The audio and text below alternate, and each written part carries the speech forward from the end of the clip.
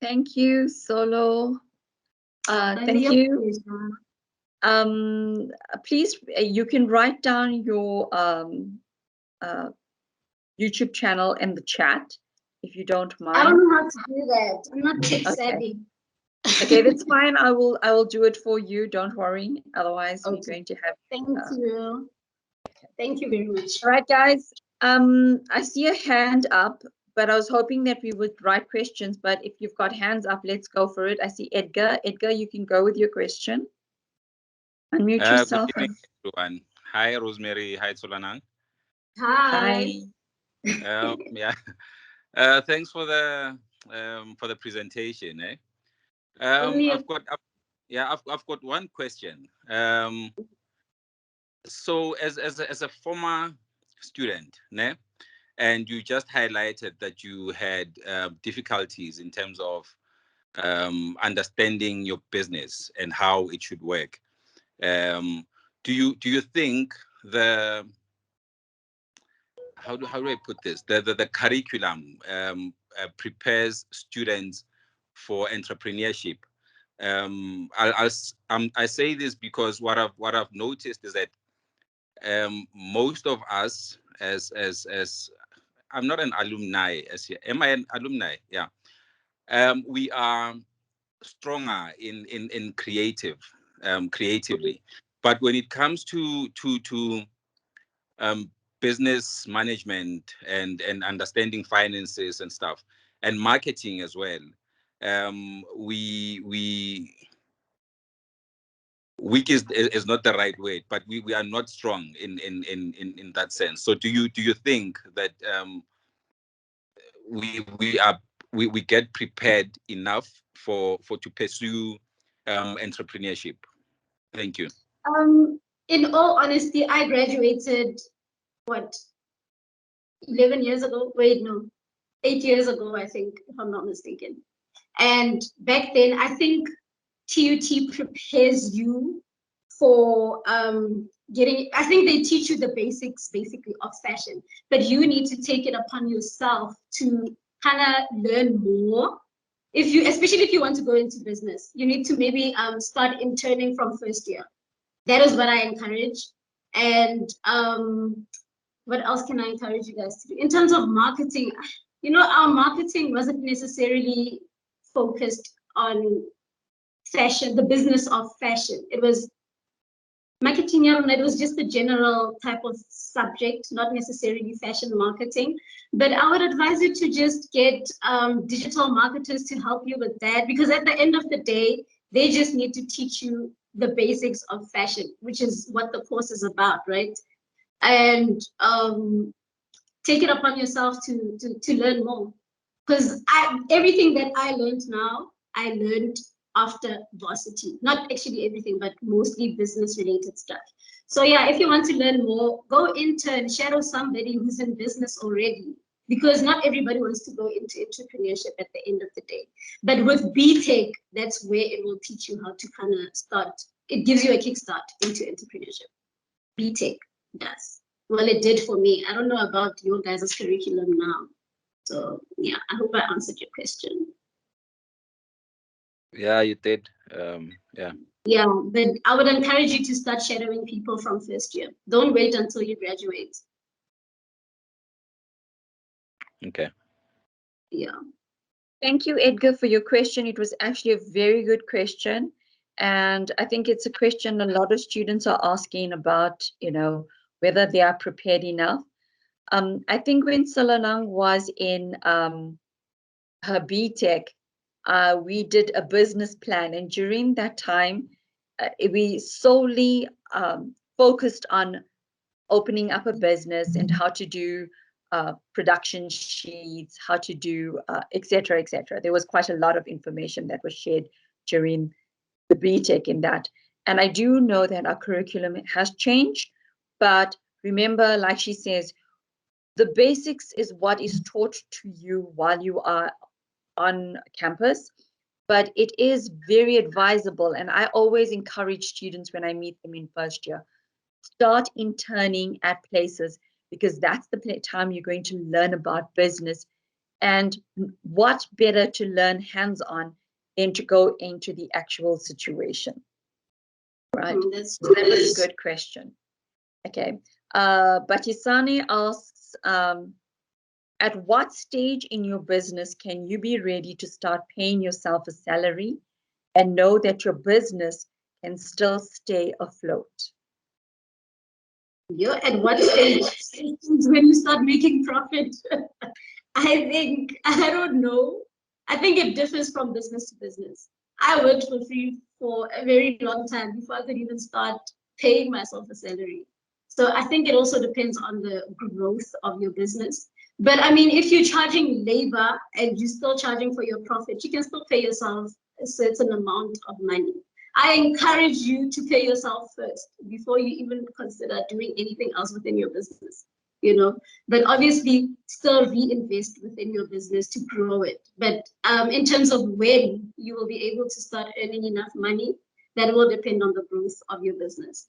But if you charge labor and you include your profit as well on there, I think you will be fine, as long as you're not working at a loss. That's a good question. Thank you, Salalang, and for your answer. And to also give you some added advice, research shows that your business is considered successful after being in business for 2 to 3 years.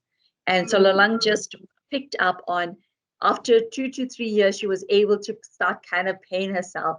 That's because in the first 2 to 3 years, you are actually establishing yourself in the market, you're establishing your clientele, etc., etc. And you're still investing into your business. You know, you're still buying machinery, you're still buying equipment. You know, so yeah, doing photo shoots, trying to get your brand out there. So you won't get a salary. I can guarantee you, probably for the first year, you will work for free if you are reinvesting into your business. And Salalang, will you say that reinvesting in your business is actually one of the key areas in growing your business? Of course. Definitely. Yeah, definitely. So just to say, when you talk about investing in your business, what kind of things are you talking about when you're talking about investment? Number one, getting machinery. I mean, in order for you to run your business efficiently, I mean, if you're starting out, you're probably going to start out with a domestic machine.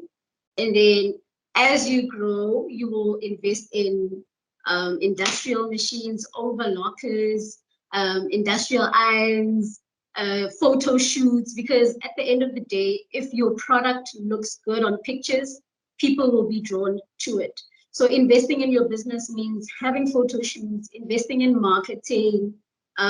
Sometimes you will even have to collaborate with celebrities for free, make them garments for free just to get your brand out there in the beginning. You know, but please don't be exploited. If it doesn't make business sense for you, don't do it, because then you will just end up losing money. Okay, so yeah, those type of things will also be part of like investing in your business. Getting your branding right, your logos, swing tags, those type of things, labels, the works.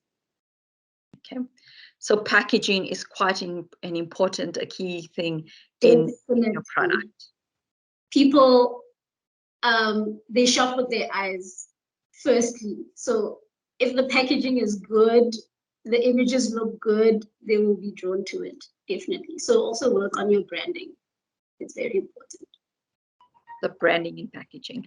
I just want to ask Edgar, you have your hand up. Is it, you still have a question? It's more of an input than a question. Okay, go for it. Is it in relation to what we are talking about? Yes. Okay, go ahead. Yeah, I think especially it's directed mostly towards the first and second years, where I mean they have resources available to them. They may not have machines at home, but there's machines at school, so they can sort of like exploit that opportunity in trying to build themselves whilst they are still in varsity. And another thing they have, there's an opportunity of like future clients within the campus, in that the people that Solanang made mention of, like your photographers, your graphic designers. They are part of, they are like your tomorrow's clients. So if you start now designing stuff for them, after post graduations, then you will still have, you know, a pool of clients that you'll work with. And it also helps in finding your niche, your style, if I can put it in that sense. And And building your that's portfolio as well. yes. That's I'm going to expose my age now, but that's what I did. In I think it was in 2002. I was doing my second year in Gospel. So and you know that the quality of the designs were not international standards, but you know the site seams were holding. So from there you are able to then improve on your quality.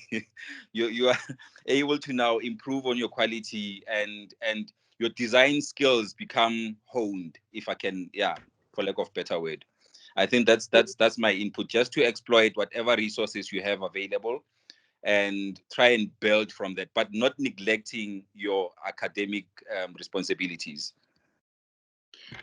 Thank you, Edgar, for that. But Edgar, just to let you know, I know you did your second year in 2002, and Yeah. also Solalang has finished in 2013. The new curriculum has addressed those kind of needs for students. Our first years get sewing machines. They get a domestic sewing machine as well as an overlocker in their first year to get them started with clientele work, one, and also to get them to do homework at home so they don't have the problem of not having machines to finish off extra work at home. So yeah, the course has definitely evolved, as you can see, and you know, we hope that we grow from from strength to strength in terms of meeting the needs of our students. So we have Nalwazi asking, does the location that you start your business have an impact on your clientele? Definitely. Definitely. Before I moved to where I am now, I would get clients, like people requesting for outfits. And once I give them the location, they're like, yo, you're so far. I cannot make it there, you know? So your location really, really matters. But if your work is good, people will travel to wherever you are. I've had clients from KZN, Polokwane, Rustenburg. I'm in Pretoria. People don't mind traveling for good work. So it does play a role in some form or another. But if your work is amazing, people don't mind traveling for it, you know? So just make sure that you hone your craft, you upskill yourself, you create quality work, and believe you me, people will come to you regardless of where you are. Thank you. That is actually a very important question, especially as a business owner. I think a lot of people, and I think mostly for you, the reason why you are based in Pretoria and where you are is because you also work from home. It reduces the cost of your cost factor in terms of rent, your overheads, those kinds of things. And especially if you're starting off a business, research has shown that starting off your business from home actually reduces your overheads, and therefore you're able to see profits far more quicker. So, Yeah. Sibonyonye Cabello asks, how does one go from being self-employed to being a business owner, from working in your business to working on your own business? From working in your own business to working on your own business. I don't. Maybe he's asking, Like, how does it mean from one being place, from employed by your business and being a boss of your business and having employees? Yes. Okay. I would actually I'd say it takes time, number one, because with me personally, I started out working alone, and I did it for many years before I hired my first employee. And it's gonna take time for you to kind of oversee everything and get people to work in your absence. It's very, very hard. You need to learn how to manage a team first and foremost. You need to invest in your team, and you need to, what's the word that I'm looking for? Take care of your employees. You know, if you take care of your employees, they will want to work with you. And you also need to hire the right staff that believes in your dream or whatever it is that you are trying to build. If you have employees that believe in you and can see the vision, trust me, they will stick with you until that vision comes to life, you know. And I would just say, get employees that understand your vision and are for it. And if you get people like that, they will be able to run your business even in your absence because they understand the vision. But in the beginning, you're going to have to do it on your own. And I encourage that because then you know what happens within your business. You cannot start a business and automatically just get people to run it for you because, number one, you won't know what's happening in your business. They might even rob you of your money. Number one, a client could come in and you wouldn't even know because you don't run the business. You don't even know what happens within your business. So yeah, in the beginning, do it on your own. Know how your business operates before you even get someone to come and operate it on your behalf. Because if something is wrong, even if you're not there on that day, you would know that, you know what, I've been doing this for 2 years before you even came here. This doesn't look right. Let's fix it, you know. So don't rush to like step away from your brand, you know. Do it on your own in the beginning until you're able to afford employees. And once you get the right employee, then I would say look into then stepping away from the brand. But yeah, ultimately get someone who understands your vision and is definitely for it, you know. So yeah. They say that the only person that knows the vision and passion is your own self. And if you're not there to drive it, then you know, you will lose. And that is the one of the key reasons why a lot of businesses fail, is because the passion and drive has been taken away from that business. Thank you for that question. Kauhelo Sedushla asks, it is often said that no formula for success when it comes to starting a business, and it seems nerve-wracking and exciting at the same time. So what are the main questions that you need to understand or ask yourself to determine whether you are in a position to start a business of your own? And what are the main steps that one should take to improve the odds of their business survival? I think you kind of answered the question a little bit in your previous one, like making sure you get the right staff, ensuring that you are still driving the business. Is there anything else that you feel that should be kept in mind when you are starting a business, and how to improve on this? I don't think you will know if you want to be in business until you start being in business. Because you might have a certain idea of what entrepreneurship is, but once you're in it, you realize that, you know what, this is not what I expected. So I would say start and like be within it. That will kind of show you if you really want to be in it or not, because then you will know what kind of happens in it. You know, I don't know if that makes sense, but I'd say start, feel it out, and if it seems like something that you would want to do, then go ahead and do it until you feel like you don't want to do it again. I mean, anymore. I don't know. But yeah, I would just say you will only know once you've done it. Like start, do it. Okay. Yeah, I guess the other part of the question, I think I only answered the first part. Yes, the other part is, what are the main steps one should take to improve the odds of their business survival? The art of the business survival. Your question is so tough. But I just think if it's something that you're passionate about, you'll do anything and everything to make sure it works. You know, for me, I've known since I was like 10 years old that I wanted to be a designer and I wanted to have my own business. And I've never in my entire life had a plan B. It's always been fashion or nothing. So if it's something that you are really, really passionate about, you will do anything to make it work. And yeah, I think that's just it. It's passion. Like, yeah, ultimately passion. If you're passionate about it, you will do it. Okay. Zinch, thank you for that. I hope that has answered your question. Kauhelo, is it answer your question? It did, ma'am. Thank you. Thank you. Okay. Zinch asks also lots of questions in one. I'm going to break it down for you. So Okay. one part of the question is, would you advise that one focuses on one service or product type offering in a business, or would you suggest going into different services to improve the streams of income that fuels the male business? Example, maybe launching a shoe line or accessory line with the main clothing business.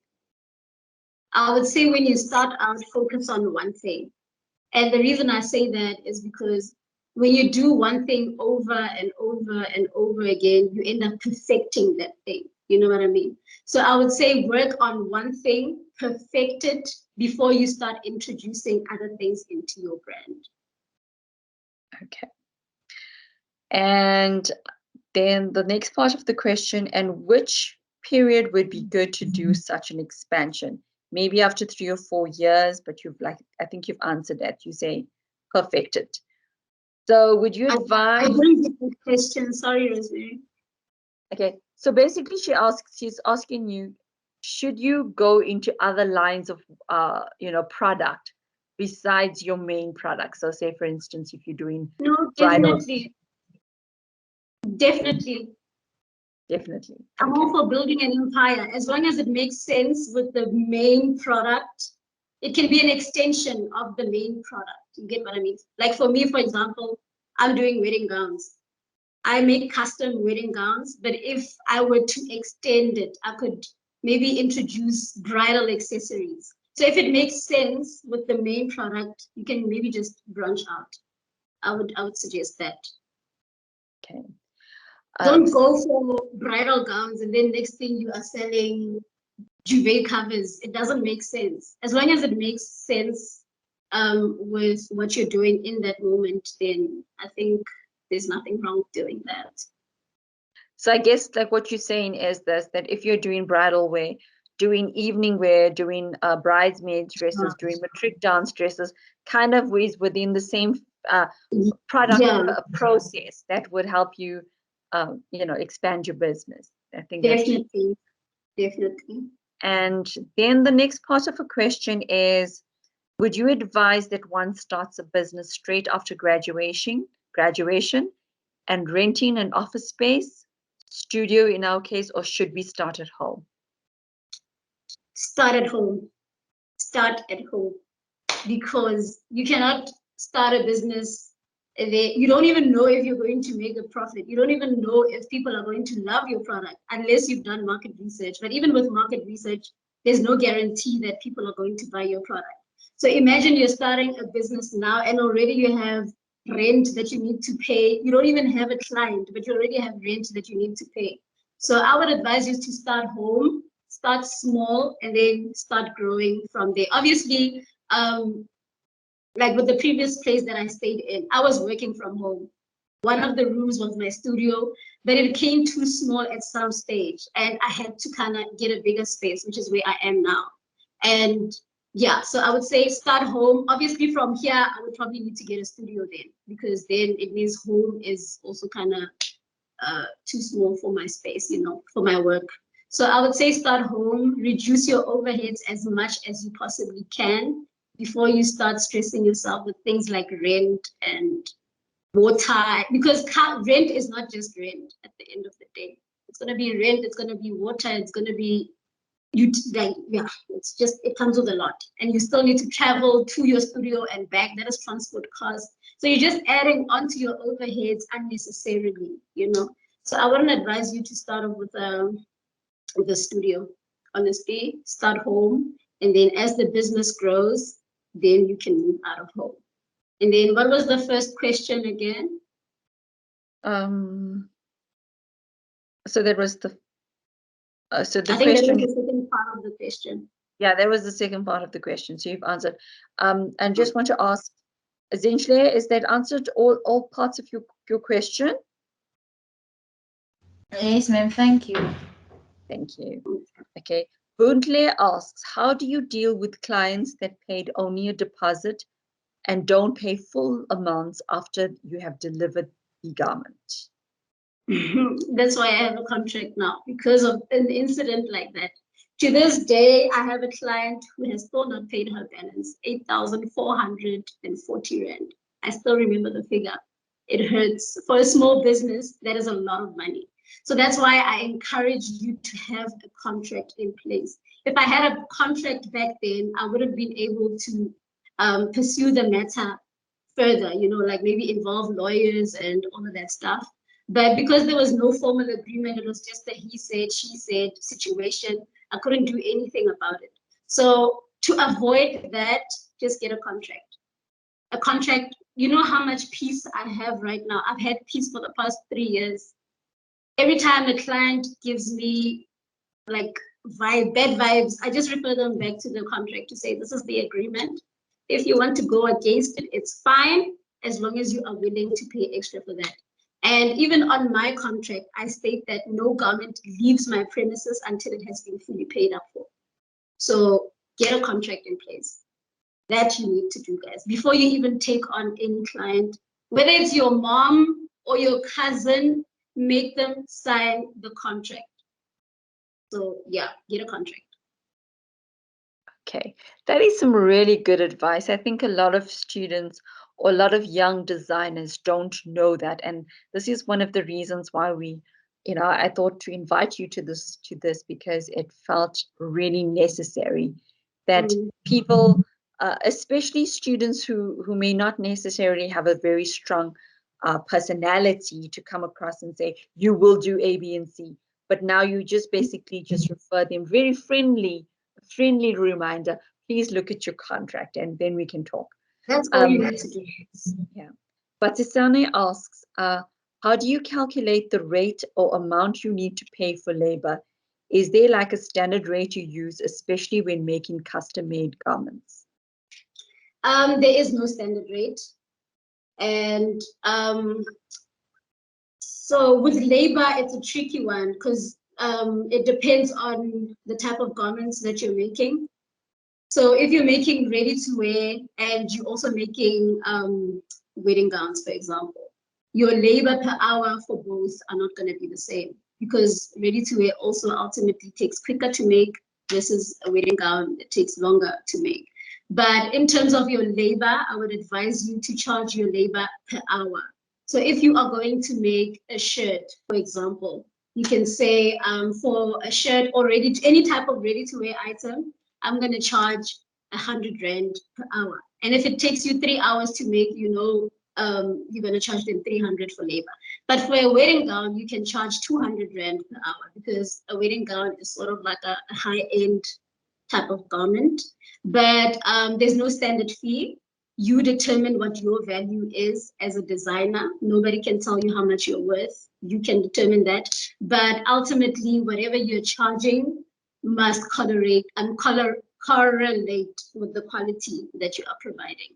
So you can charge 10,000 Rand per hour. As long as the quality is worth 10,000 Rand, I don't see any problem with that. But there's no standard fee. Fantastic.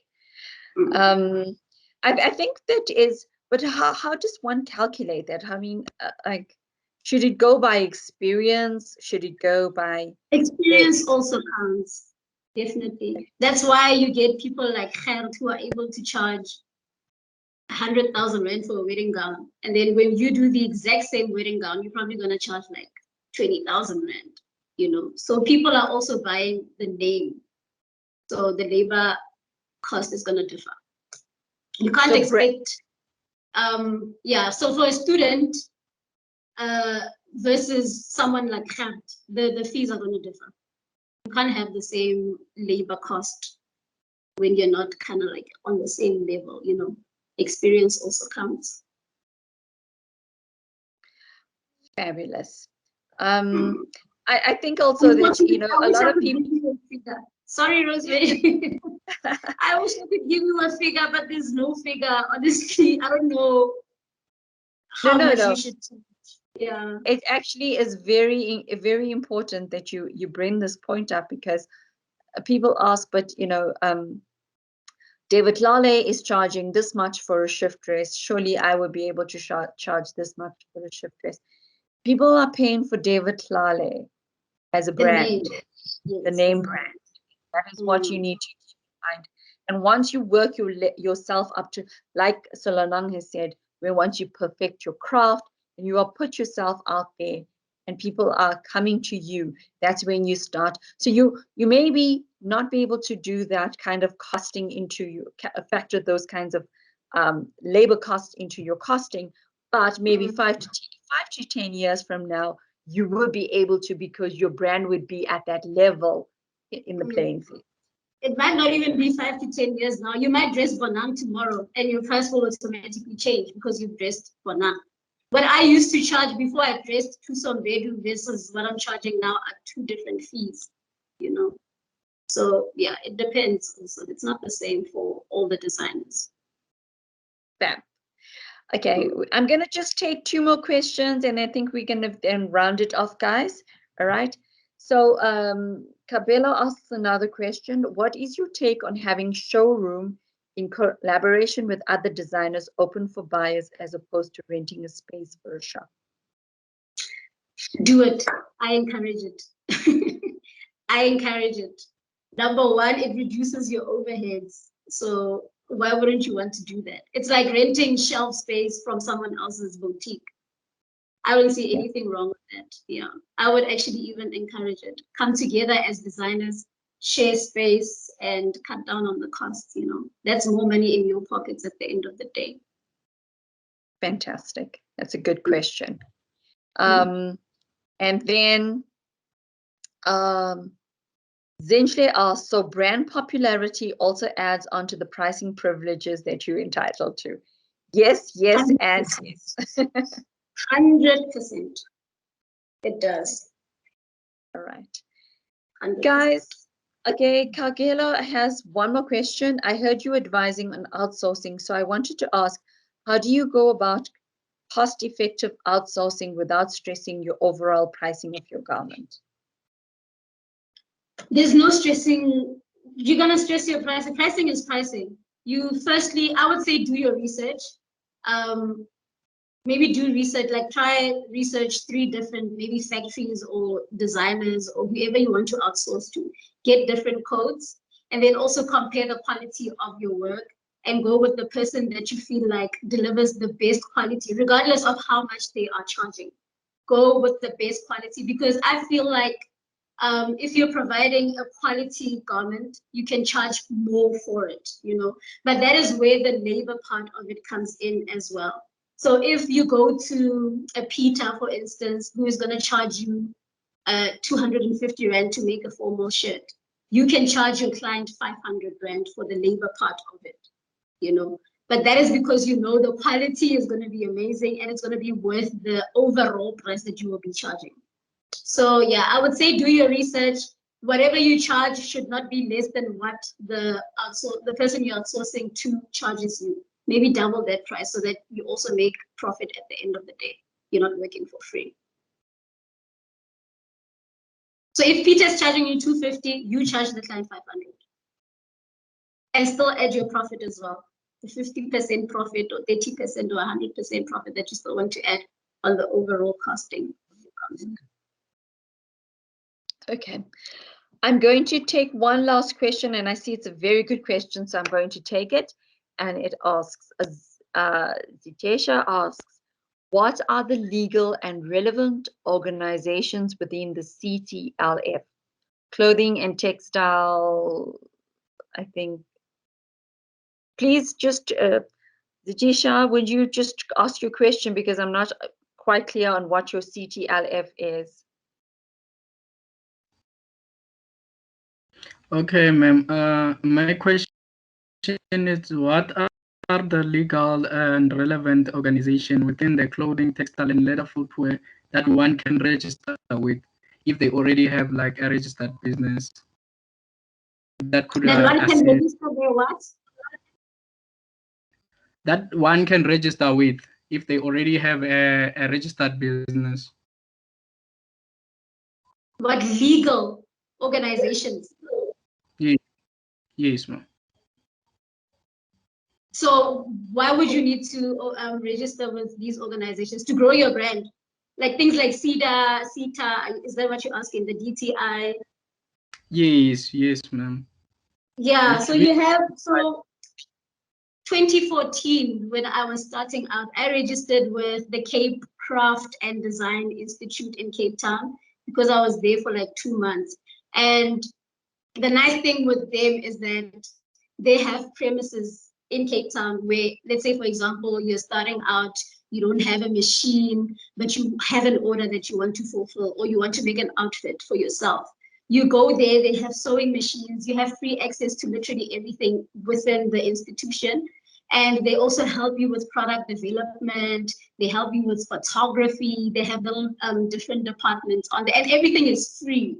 They have lists of CMTs that you can contact if you want to like outsource your work. That's where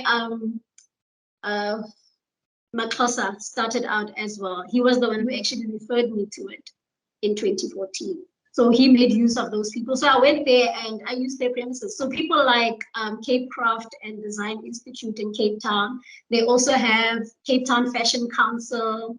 There's the DTI. There's CEDA, the usual NYDA for funding. There's AFI. You can even hit AFI. They have a retail store in Sandton. I forgot what the name is. But if you want to sell your ready-to-wear outfits through their retail store, you can apply for that as well. Things like Africa Rise, the store that Tula Cindy.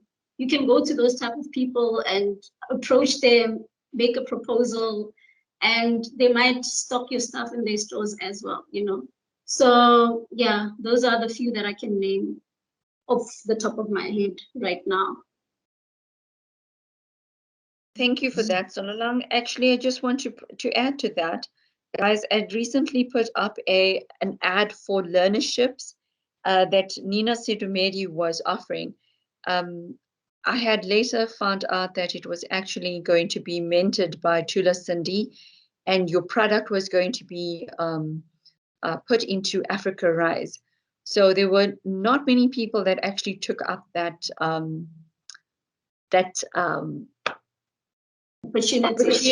opportunity. My words fail me because I was quite shocked that lots of people took up that opportunity.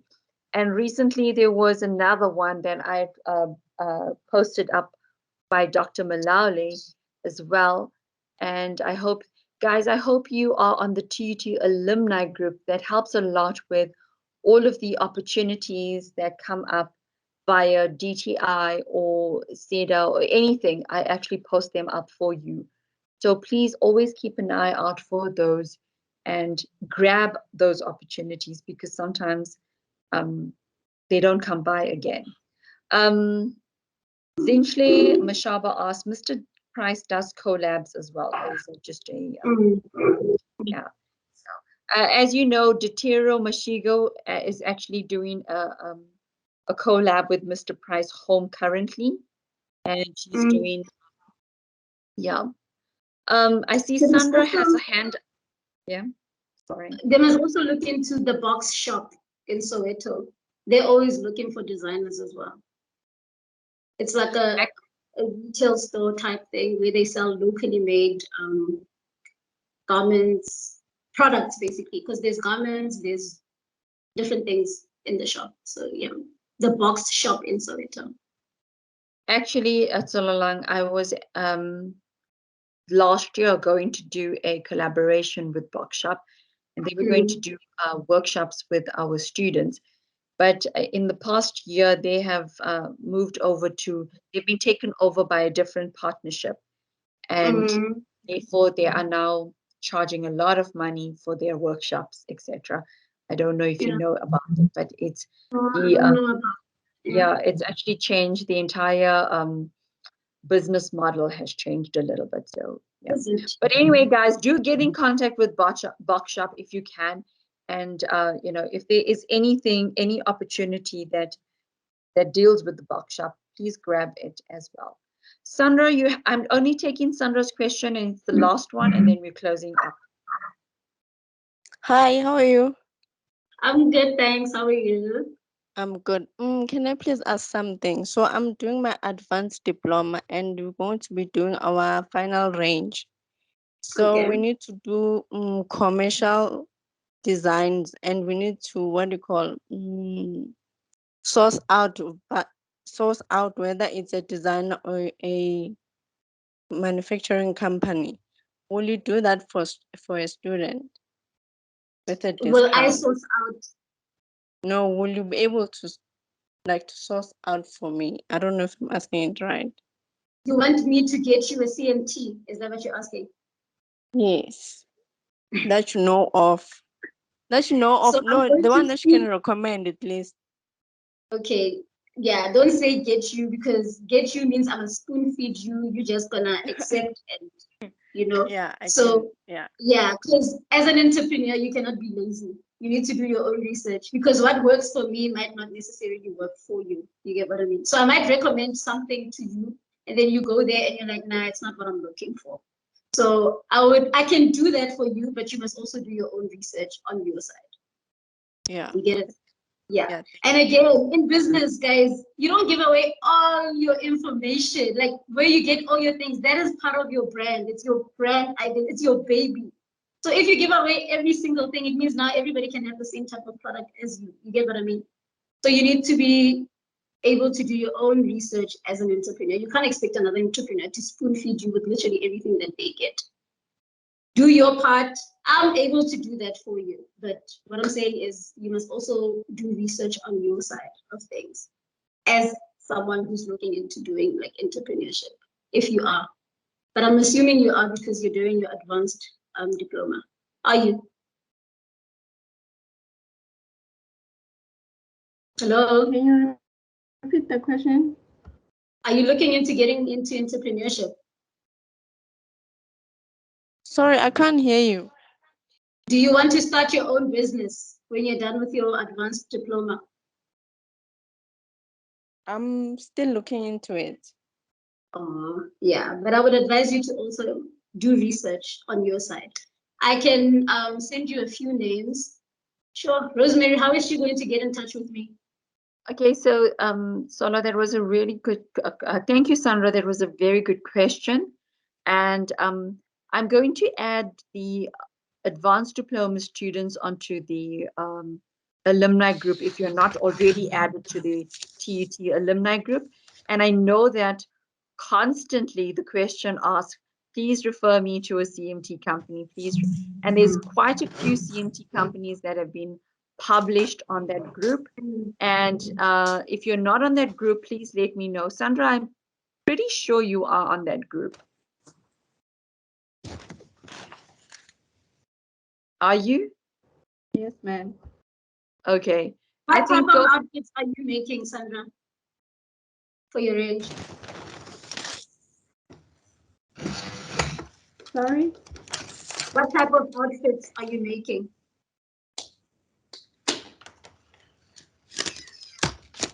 I'm still Can you doing hear my me? research on that one. Yes, Okay. I can. Once you figured out the type of outfits you're making, you can reach out to me. I'll help you get someone. But still do your research, get samples done first before you go and do a bunch of orders with them. Just assess out the quality of the work. And if you're happy with it, then you can go ahead with them. But don't just take any CMT that somebody throws at you. Thank you. Yeah. thank you for No that. problem. Yeah. You I can just think reach out. I will publish or give you Solalang's contact details, and you can reach out to her if you need some help with anything. And she has agreed that she's happy to do that. So guys, I want to say thank you to Solanang for a wonderful engagement of questions. And if you have nothing else, guys, I would like to now close up the chat. And thank you, Salanang, for your time and your Thank you. expertise. It has been wonderful having you, and the engagement has been wonderful. It has been quite informative and creative ways in enabling our students to start off businesses. And I hope they are encouraged to start off their own businesses. So thank you very, very much. If there's anything else you'd like to say before we close out? I hope I helped in some way or another.